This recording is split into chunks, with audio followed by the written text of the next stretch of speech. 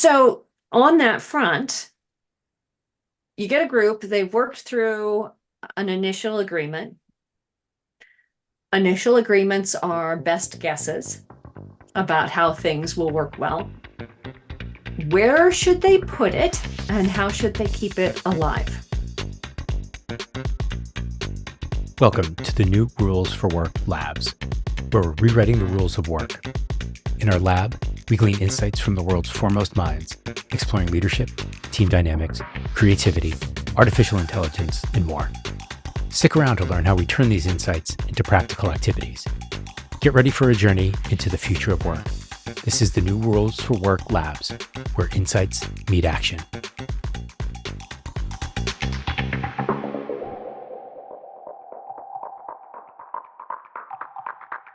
Visible as possible.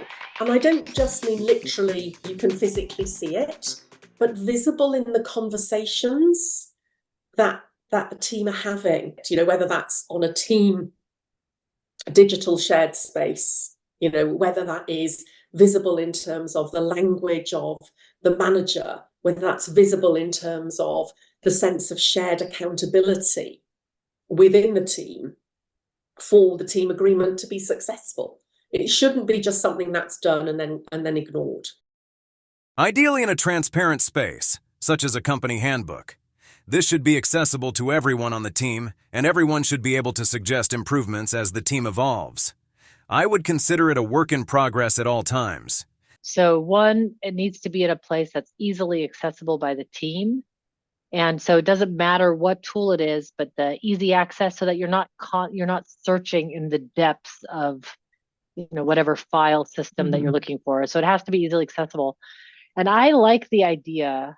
I mean, when I did it on my team, we found a need to review our agreement, and we were a team of three, right? Loose team of three. We looked at it every week during our team meeting. And so we had ours in a Google Doc. And so what I found very helpful was that you could comment in the Google Doc.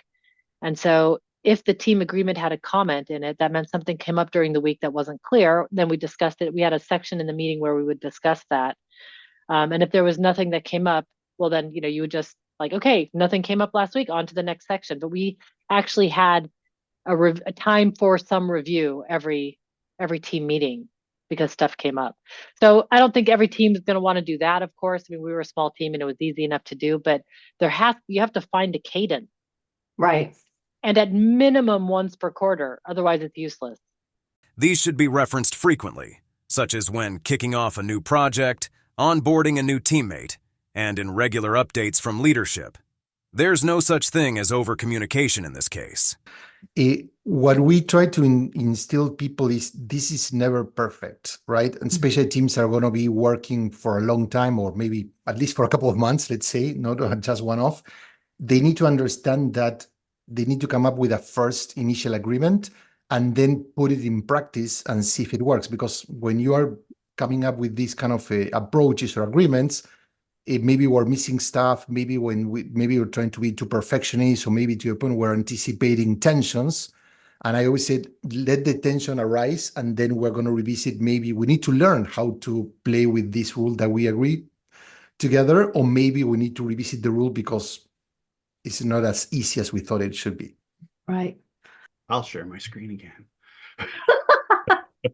because I love it when I tell people to do things from my position of authority, and then I leave and they do something completely wrong that totally works.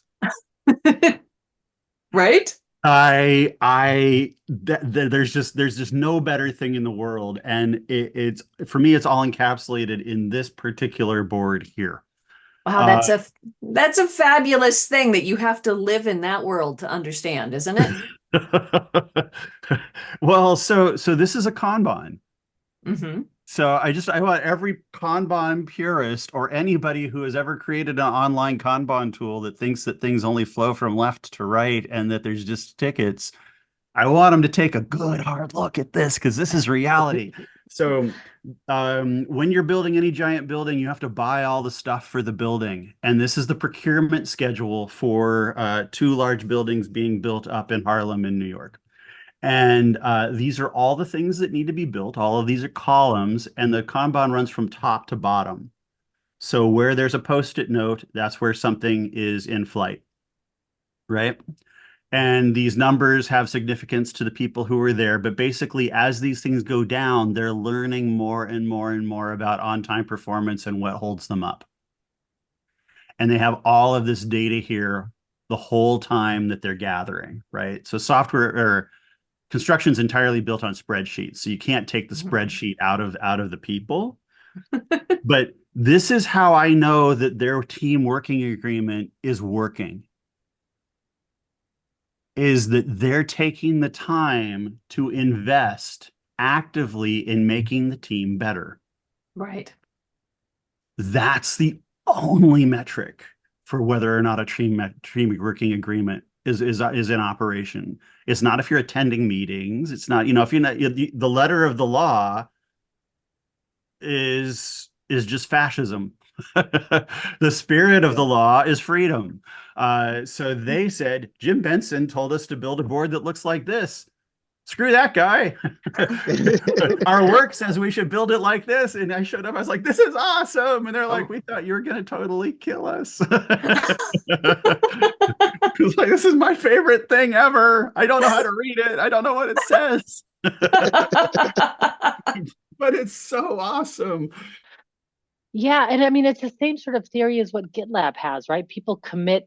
Anybody can alter the handbook, GitLab's handbook. You just have to you add a commit or whatever terminology they use. And so I like that aspect of it. So another aspect would be, one, it's accessible and easily accessible. It's editable by everybody if possible, so that everybody can add or question or whatever it is to it. And that it's reviewed regularly. Those are sort of the 3 criteria, really, if I think about it.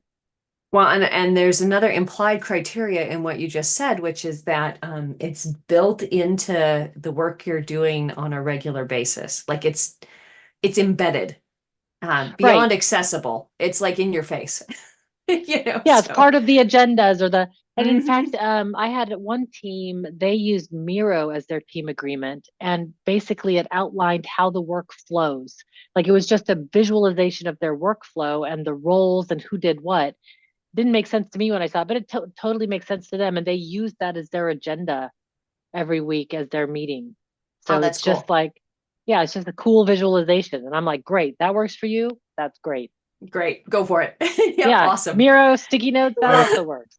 Oh man, if I could just bottle that day. Right. And one other quick story about Turner is that one of the other projects that we had, which went incredibly well, when COVID hit and they had their Obeya all set up with all their visual controls and they were living their working agreement better than any team I've ever had in any field ever. When COVID hit, every other Turner thing called back to the main office and said, what do we do? They went into their Obeya, laid out the problem statement and said, what do we do? And their COVID plan ended up becoming the one that was implemented for all the other all the other construction sites across Turner. That is also how you know that you have a team that's actually paying attention to their working agreement. When something really horrible happens, do they panic or do they embrace it?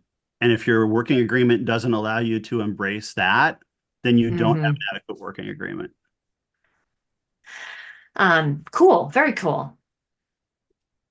Are there any first-time mistakes that you've seen people make when trying to put these agreements together? Perfectionism, right? Try to get it right the first time, or trying to be too prescriptive. So I think that sometimes people think, oh, we need to find an organic approach to working together. I think that too much organic doesn't work. Too much control and anticipation doesn't work either. So I would always advise teams to start simple, like find what are the key agreements. Don't try to list everything and take it from there. I recall working with one distributed software team, and they were often told how to lay out their board.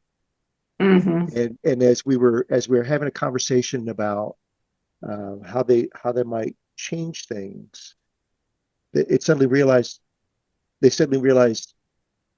we can change our own board. I went, sure. It says, as a matter of fact, I said, I have admin access. I'm going to give you control of the board, and I'm going to leave. And so I did that. I said, okay, I'm giving you 4 people the access to change your board however you like. I'm going to leave. I'll come. Just ping me online when you want me to come back. It was the next day. And so they had a conversation about, well, this isn't the way this board is set up is all wrong. And so they ended up restructuring the whole board. And after that, they said, you know what? We're going to run some of our own meetings now. Now that we realize, oh, we can do this, we'll just call you when we need you. And they did a great job of running their own meetings, kind of simplifying how they worked. But the other thing that came about was they started having online lunch meetings as well. They wanted to know more about each other and what was important to each of them. And that group ended up influencing other teams in that they started setting UI standards. They started taking more ownership of the things, but also bringing other teams into the conversations. And so it kind of pulls back to what I was saying about just that idea of respect. And that team influenced a lot of other teams in that organization. That's cool. Mm-hmm. Have you ever seen an agreement go bad? To backfire in some way? No, I've never had anybody come and say this was a bad experience or we're worse off because of it. I do have a lot of teams saying we don't need it. So they'll say like, hey, we're a close-knit team. We've worked together forever. We know how each other works. We don't need this.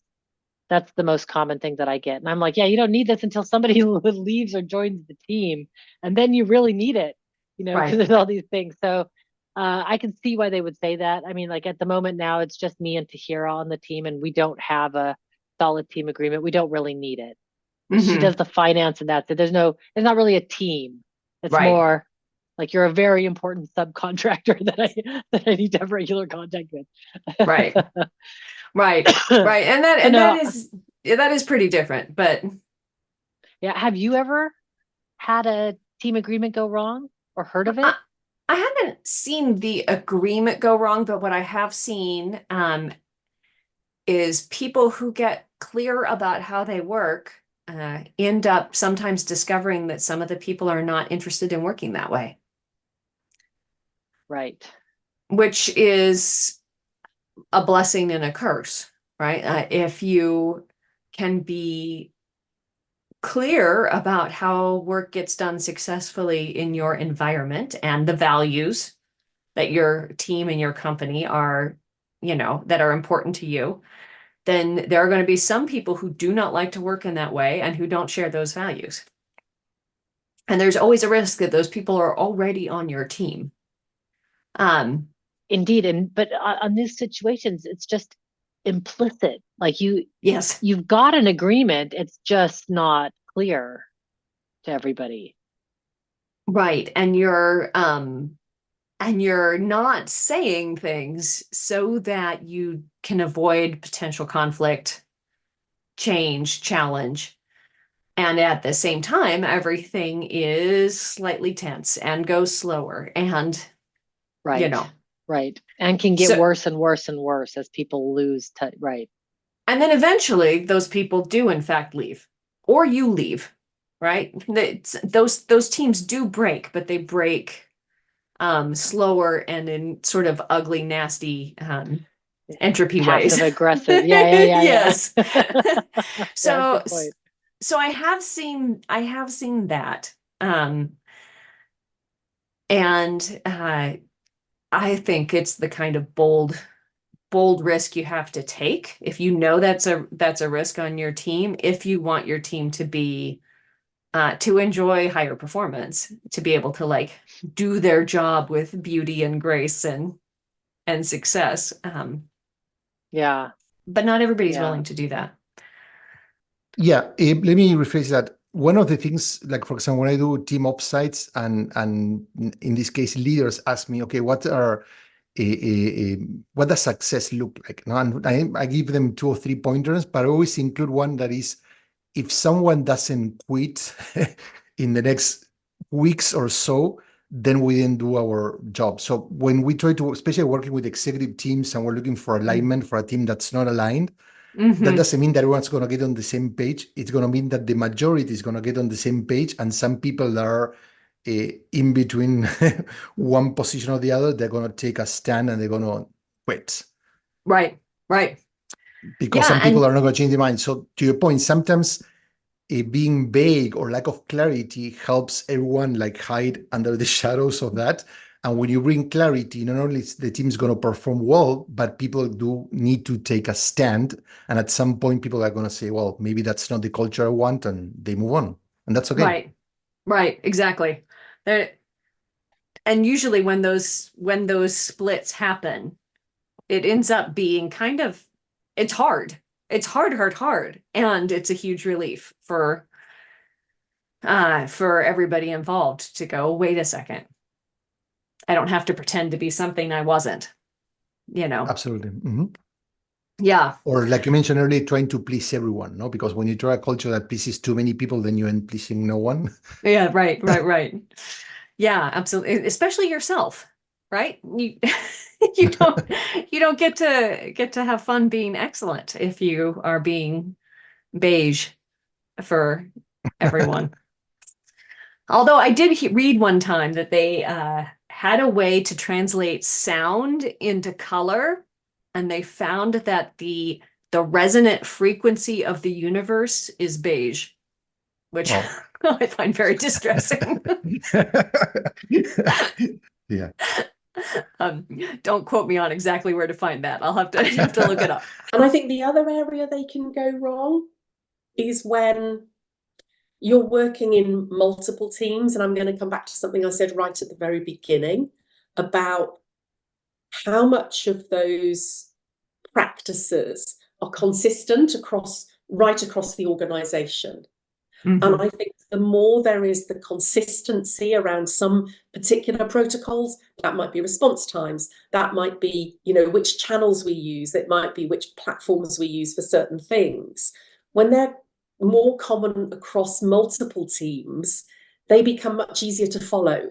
Yeah. Rather than, oh, right, okay, I'm working on this project and the rules are this, and then, oh, I'm working on this project, oh, and we're doing this. That's really hard for somebody to keep switching between remembering how things are. But if there's an element of consistency across all teams and all projects, then that helps organizationally to bring an organizational level way of working and an operating model together. And I think that's going to be, one of the biggest challenges going forward as more and more teams start to embrace team agreements. I think at an organizational level, there needs to be the work done to set, whether you call them guiding principles, guardrails, simple rules, which are universal around certain ways of working practices.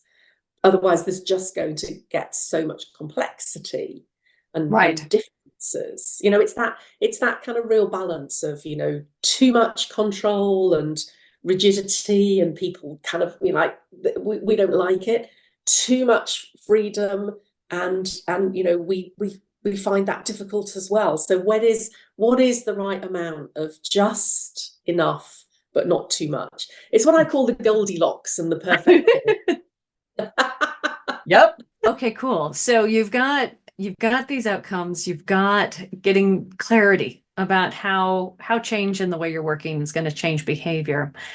And then you try stuff, which means that you then have to learn whether what you tried worked. And you talk about retros in both that context, but then we also talked about it in terms of helping the team work together better. Right. They're different. Right? The retro on whether the project is succeeding is definitely a different conversation than whether you and I are enjoying working together and what Right. we can do to fix that. What are your thoughts about, do they intermix? How often do you run them? How does that work out? Yeah, it's a very good point you made. We think of there being two kinds of retros, a team retro and a process retro. A process retro should really happen at like key project milestones, and they should happen frequently enough that you can actually remember what you did, and it's about improving the process of work.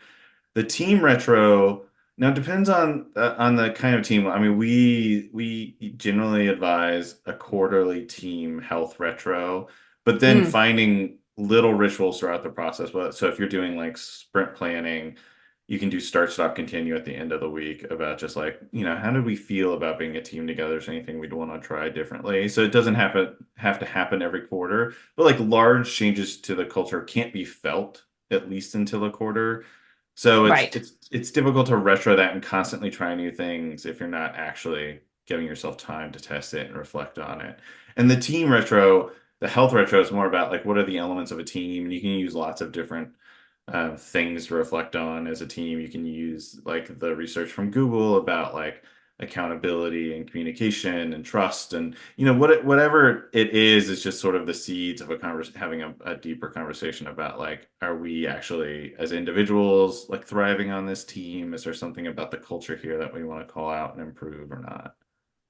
That is making me think that it would be really handy to have like a super simple pre-flight gut check, on those core elements of teaming and, Yeah, almost like a fist to five, like, hey, how are we doing on accountability? 3, 2, 1, yeah, it's great. and then like find the ones that need your attention that week. Right. Otherwise, it just becomes, and again, we've tried it. We've tried all these things. Like we've tried more intensive retros far more often, and just found that like it's draining of teams. It fixates on the wrong things. It doesn't allow time for experimentation. You're just retroing on the same topic over and over again. So, but I love that idea of like let's quickly find something we can improve on that needs our focus right now, because teams can really only metabolize like one change at a time meaningfully. Right. And which is plenty, right? Because they all ripple. They all ripple. So, you give yourself an afternoon off, and that's the one change. Yeah. And then everything else changes around it. Thank you for joining us in the lab. We appreciate our guests for contributing to the thoughtful discussions on the future of work. If you've enjoyed the ideas we've explored today and want to put them into action, check out our companion newsletter at labs.newrulesforwork.com for the practical activities and additional resources. Don't forget to subscribe, rate, and leave a review on your favorite podcast platform. Your feedback is the catalyst for our ongoing journey into the future of work. Thank you once again for joining us. We'll see you next time in the lab.